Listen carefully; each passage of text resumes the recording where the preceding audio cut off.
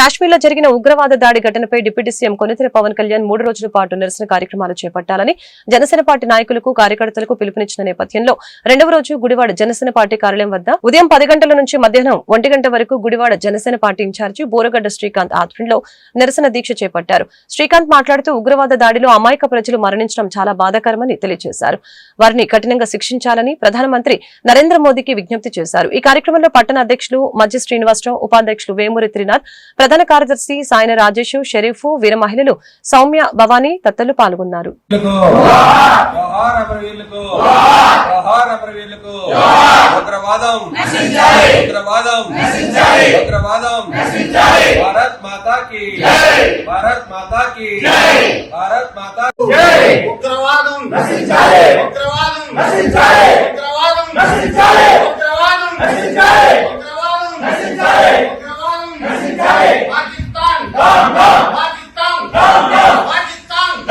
అందరికీ నమస్కారం.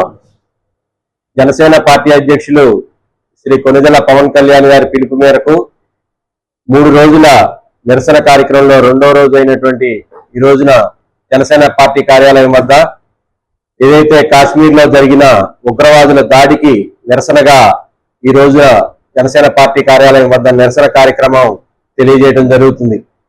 ఏదైతే భారతీయుల్ని దెబ్బతీయడానికి పాకిస్తాన్ దొంగ దెబ్బ తీసి అమాయకులైన ఏదైతే అక్కడికి వెళ్ళిన టూరిజంకి వెళ్ళిన యాత్రికుల మీద దాడి చేసి చంపడం చాలా విచారకరం. ఎందుకంటే ఏదైతే భారతీయుల ఏమీ చేయలేని పాకిస్తాన్ ఏదైతే అనామకులైనటువంటి ఏదైతే అక్కడికి యాత్రికులకు వెళ్ళిన వారి మీద దాడి చేసి చంపడం వాళ్ళ యొక్క పాకిస్తాన్ కి చాలా హేతుకం. ఎందుకంటే కనుక ఏదైతే మన భారతదేశ సైనికుల మీద దాడి చేయలేని పిరికి బందలు పాకిస్తాన్ వారు, ఇటువంటి నిరాగైన వారి మీద దాడి చేసి వారిని చంపి ఈ రోజున పైశాచిక ఆనందం పొందుతుంది పాకిస్తాన్ దేశం. కాబట్టి ఖచ్చితంగా మోడీ గారి యొక్క నాయకత్వంలో పాకిస్తాన్ కి సరైన దెబ్బతీసే విధంగా మన భారత సైన్యం కూడా తయారవుతుంది. కాబట్టి ఈ యొక్క దాడిని నిరసిస్తూ వారందరికీ వారి కుటుంబాలకి అండగా ఉంటామని చెప్పి జనసేన పార్టీ అధ్యక్షులు పవన్ కళ్యాణ్ గారు 3 రోజుల కార్యక్రమాన్ని పిలిపించారు. కావున ఈ రోజు గురువార జనసేన పార్టీ కార్యాలయంలో ఈ యొక్క నిరసన కార్యక్రమాన్ని తెలియజేయడం జరిగింది. అలాగే ఆంధ్రప్రదేశ్ రాష్ట్రం నుంచి ఇద్దరు గత 2 రోజుల కిందట కాశ్మీర్ లో జరిగిన ముష్కర దాడిని భారతదేశంలో ఉన్న మా ముస్లిం సమాజం తరపున ఎంతో బాధాకరమైన హృదయంతో ఆ దాడిని ముక్త కంఠంతో ఖండిస్తున్నా నేను.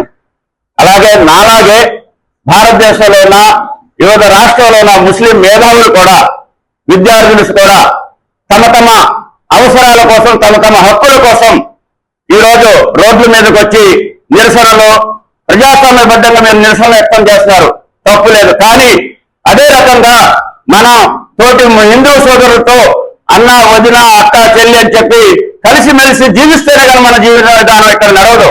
అలాంటి సందర్భంలో కాశ్మీర్ లో కేవలం మతపరమైన దాడి, హిందువులుగా ఐడెంటిఫికేషన్ చేసి వాళ్ళ బట్టలు వదిలేసి మరి పైపెచ్చుగా హిందువులుగా గుర్తించి మరి దారుణంగా ఊచకొట్టు కోసారంటే ఇటువంటి సందర్భంలో మనం భారతదేశంలో అన్న, వదిన